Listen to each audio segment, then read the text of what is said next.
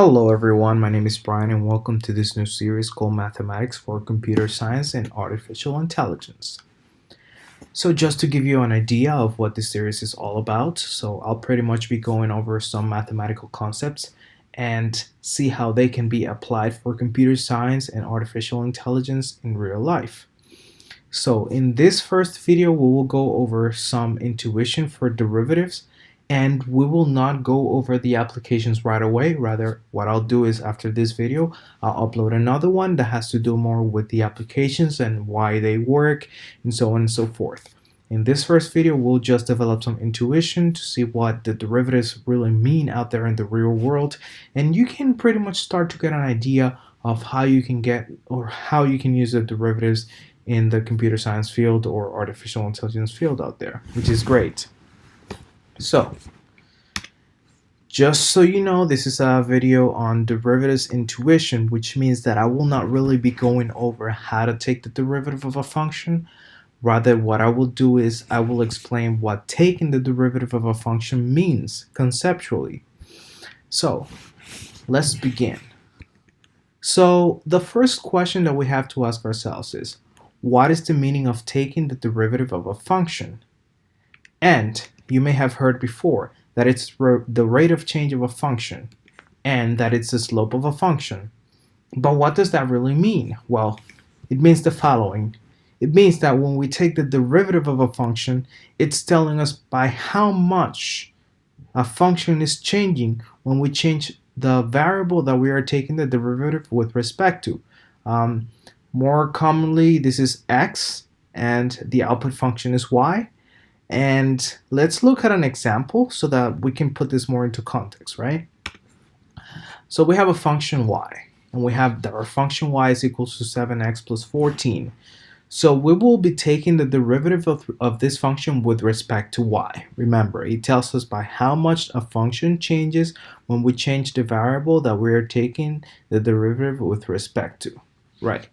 So if we take the derivative of this function, which you should already know how to do, we will get that the derivative of the y function with respect to x is 7, right? And this means that this function y is changing by 7 when we change x by 1.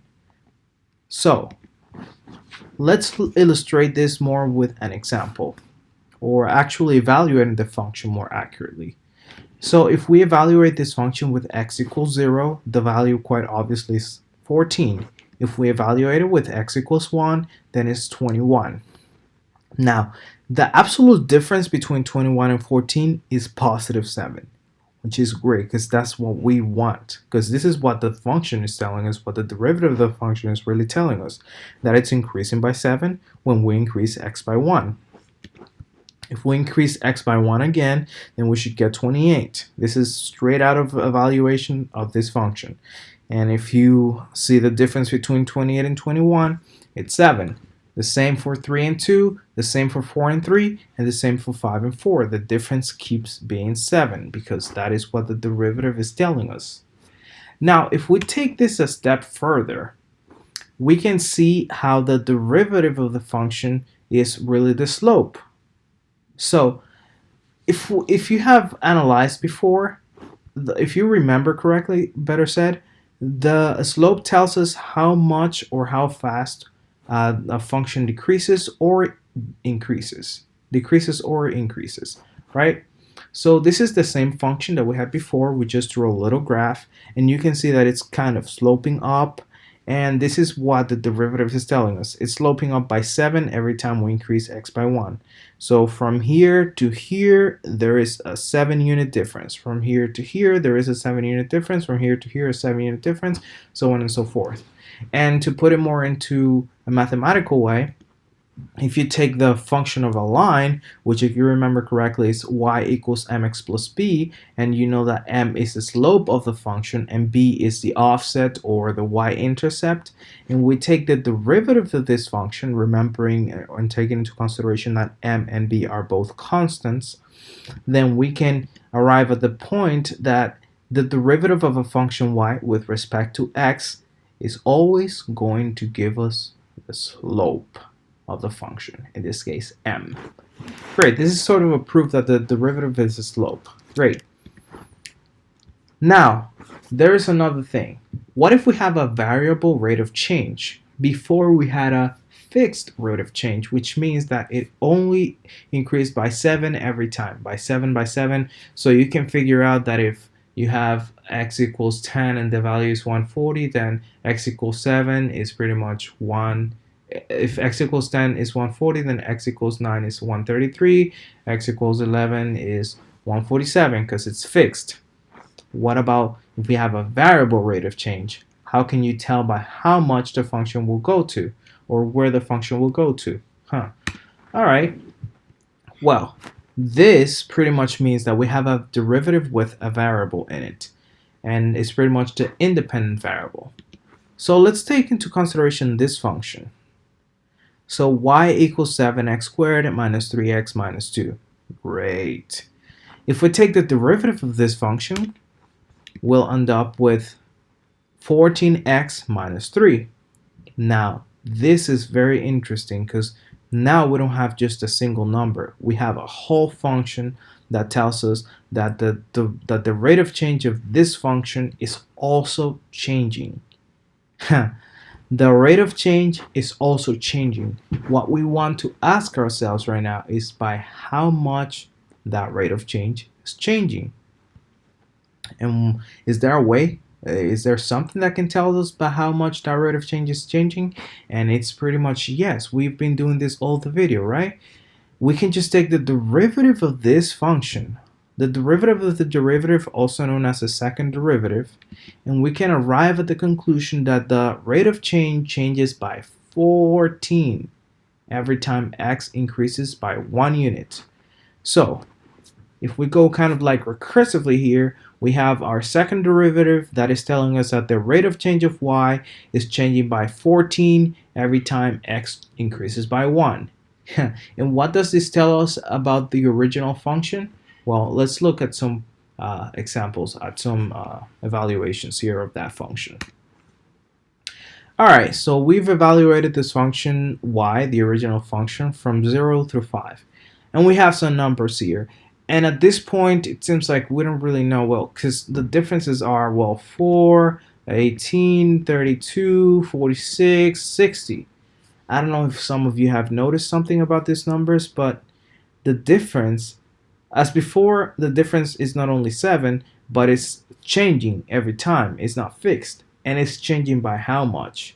Well, this is what the second derivative is telling us, that it's increasing by 14. So if we take 4 plus 14, we get 18. 18 plus 14, we get 32. Hence, the difference between these changes is 14 for all of them. If we have a function with a cubed, we can take the third derivative. Or if we have a function to the fourth power, we can take the fourth derivative. And this will keep telling us more and more profound things about the function itself. This is pretty much what the derivative is.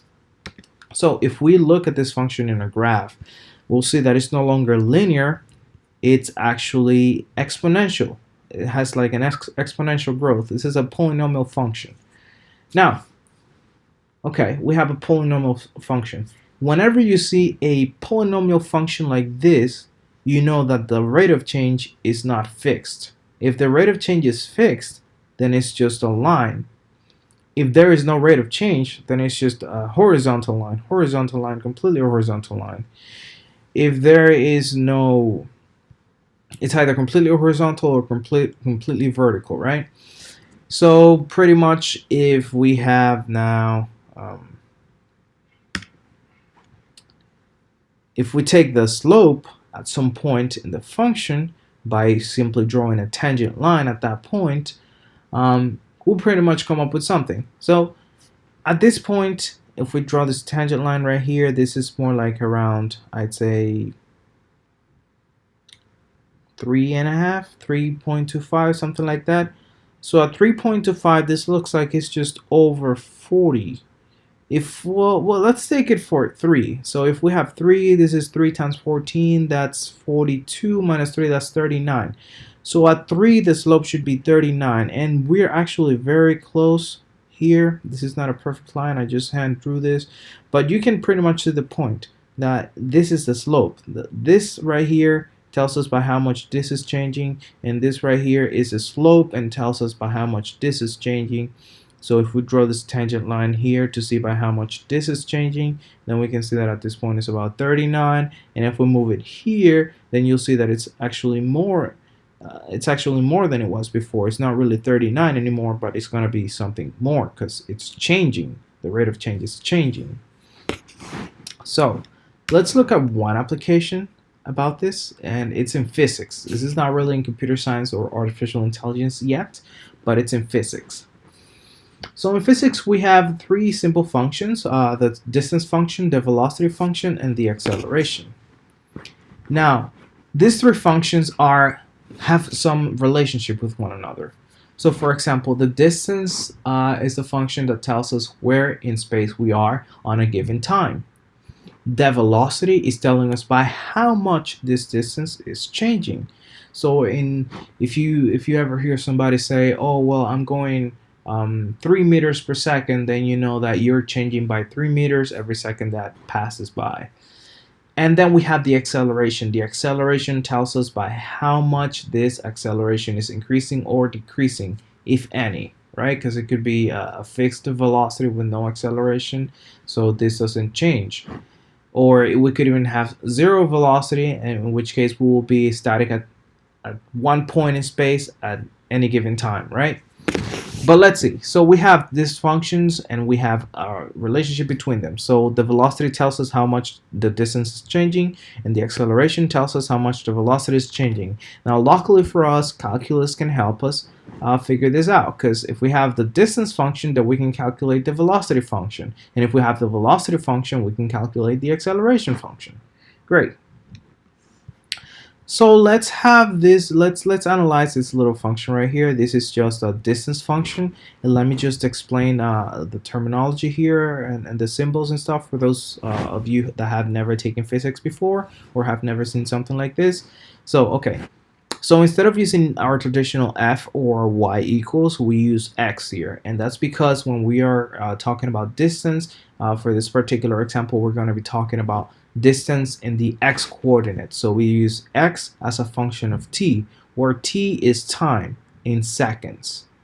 So here we can see 14 m. So this means 14 meters. The m stands for meters, the s stands for seconds, and again the t is our independent variable, which is time and is in seconds.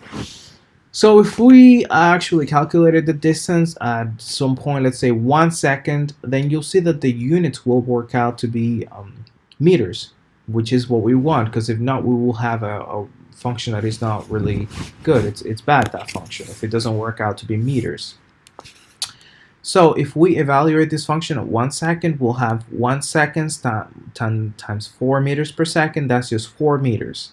So we have minus 4 meters here, and this is 14 meters, so that's 10 meters right here.